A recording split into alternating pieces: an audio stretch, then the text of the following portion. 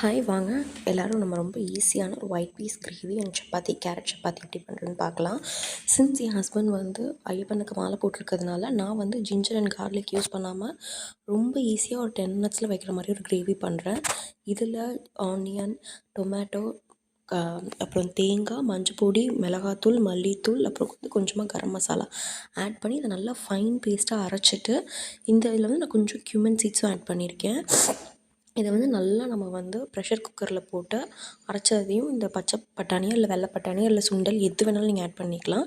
Add பண்ணி இது ஒரு 4 விசிலுக்கு ப்ரெஷர் குக் பண்ணிவிட்டு ப்ரெஷர் குக் பண்ணி ஒரு ஓரமாக வச்சுக்கோங்க. இந்த விசில் அடங்குற கேப்பில் நான் வந்து கேரட் சப்பாத்தி கேரட்டை வந்து நல்லா அரைச்சி அந்த அதை வந்து மாவோடு போட்டு பிணைஞ்சு ஜஸ்ட் சால்ட் மட்டும் ஆட் பண்ணி மாவோட பிணைஞ்சு ஒரு 5 to 10 மினிட்ஸ் ரெஸ்ட் பண்ண வச்சுருந்தேன். இப்போ அதில் வந்து கேரட் சப்பாத்தி பண்ணிக்கிட்டேன். சின்ஸ் இது வந்து என் டாட்டருக்கு அப்படிங்கிறதுனால இதில் நான் கொஞ்சமாக கீ ஆட் பண்ணிக்கிட்டேன்.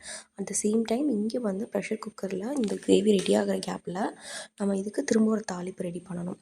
இதில் நான் யூஸ் பண்ணியிருக்க எல்லா இன்க்ரீடியண்ட்டுமே மிளகாத்தூள், மல்லித்தூள், மஞ்சள் பொடி, அப்புறம் வந்து மிளகு இதில் அப்புறம் தாளிக்கிறதுக்கு யூஸ் பண்ணுற எல்லாமே நான் வந்து நம்ம நிறை ஃபுட்ஸோட ப்ராடக்ட்ஸ் தான் யூஸ் பண்ணியிருக்கேன்.